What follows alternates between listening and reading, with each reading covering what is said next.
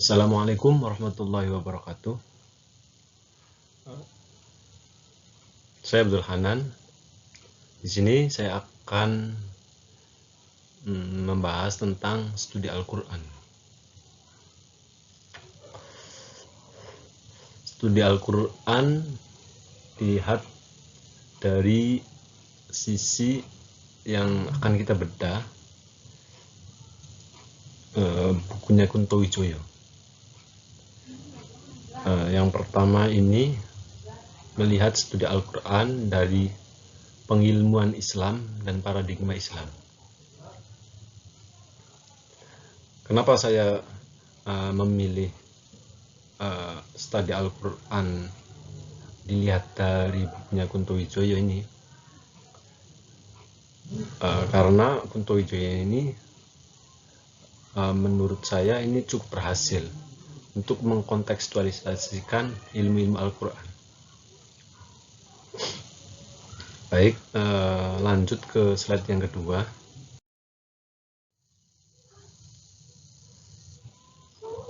Di sini, mengapa studi Al-Quran ini penting dalam Islam? Ini ada 4 alasan. Yang pertama, alasannya kenapa penting, itu pengilmuan Islam. Yang kedua, paradigma Islam. Yang ketiga, Islam sebagai ilmu. Dan yang keempat, analisis.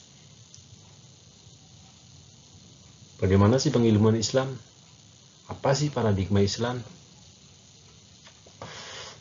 Islam sebagai ilmu itu seperti apa? Kenapa di sini poin keempat ada analisis? Saya kira di sini penting. Analisis ini penting. Jadi melihat realita itu tidak sebagaimana apa yang terlihat. Dalam realita itu ada simbol, ada makna-makna yang tersimpan, ada nilai-nilai yang tersembunyi. Itu penting juga untuk diungkap. Baik, untuk selanjutnya,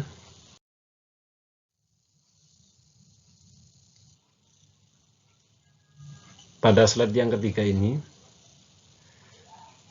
memahami studi Al-Quran,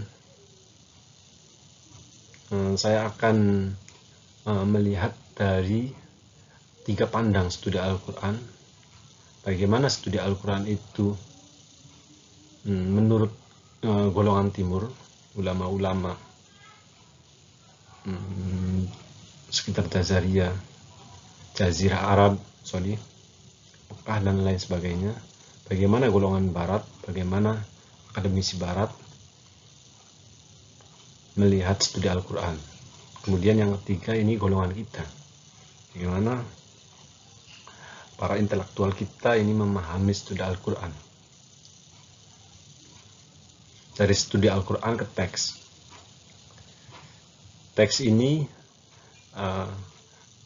teks itu kan menggambarkan seutuhnya realita pada saat itu. Kalau objeknya Al-Quran, ini tentu menggambarkan bagaimana kehidupan Nabi ketika Nabi berinteraksi dengan Tuhan, ketika Nabi berinteraksi dengan sosial, masyarakat, dan sebagainya. Teks. Dari teks ini, maksud saya ini tentang bagaimana pengilmuan Islam. Di sini proses. Kita melihat teks ini masih sebatas teks prosesnya, apa adanya. Di sini ada yang pertama ini proses keilmuan.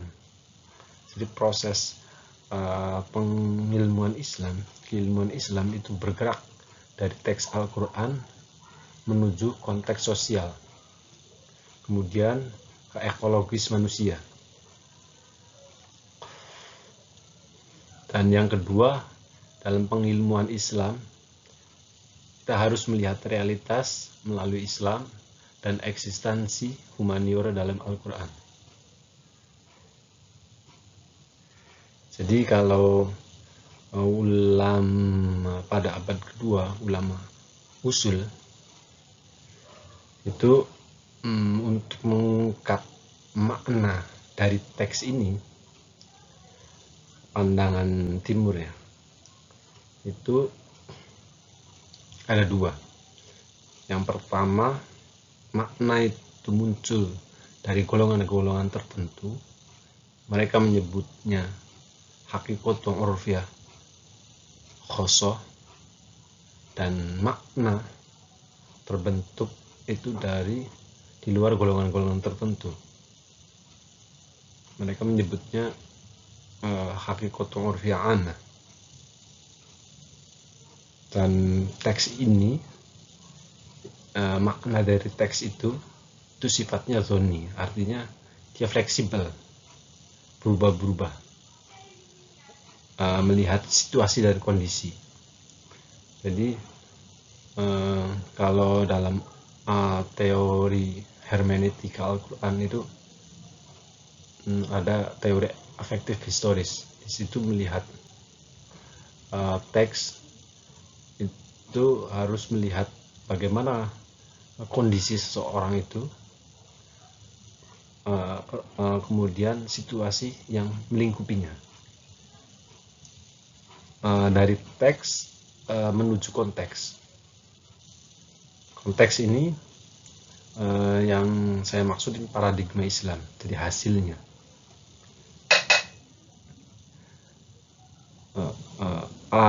Maksud dari paradigma Islam sih ini seperti apa? Ini adalah hasil keilmuan dari ilmu-ilmu integralistik sebagai penyatuan agama dan wahyu. Jadi pandangan Islam melihat konteks itu tidak tidak satu arah, itu berbagai arah.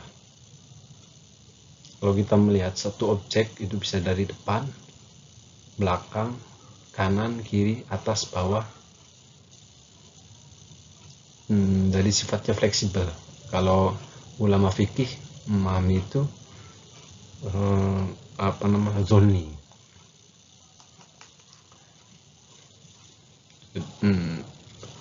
Seperti itu. Kemudian dari konteks ini lari ke subjek. Subjek itu tentu saja diri kita. Jadi bagaimana Islam sebagai ilmu itu sudah menghasilkan proses dan hasil. Nah, subjek ini kan tentu tidak lepas dari teks dan konteks itu. Kita harus melihat teksnya seperti apa, kemudian apakah konteks itu sesuai teks. Jadi model cara berpikir kita itu sesuai apa yang terjadi dalam teks itu sendiri. Di sini pertanyaan yang muncul dari subjek tentu apa sebabnya kita harus melihat realitas melalui Islam. Nah, ini pertanyaan ini nanti kita jawab dalam pertemuan selanjutnya. Kemudian di sini ada objek. Objek itu di luar kita. Jadi di sini dibutuhkan analisis. Analisis kita terkait objek ini kan bagaimana melihat realitas melalui Islam itu. Sama ketika kita melihat sebuah objek itu tidak sesederhana apa yang nampak, apa yang terlihat. Jadi seumpama kita melihat, kita membayangkan kita di kamar ada laptop, meja, kursi dan lain sebagainya. Kita butuh analisis di situ. Oh iya, ini kalau meja ini terbuat dari pohon kelapa seumpama, atau pohon kayu jati, karena bentuknya urat-uratnya ini lurus, ini dibuatnya persegi 4, dikasih warna coklat, sisi samping ini ukurannya sekian. Jadi kita menganalisis itu sampai sejauh mana deskripsi dari satu objek itu. Baik, pertemuan kita cukup. Ini sebagai pembukaan. Sekian dan terima kasih. Jangan lupa subscribe, like, dan share. Assalamualaikum warahmatullahi wabarakatuh.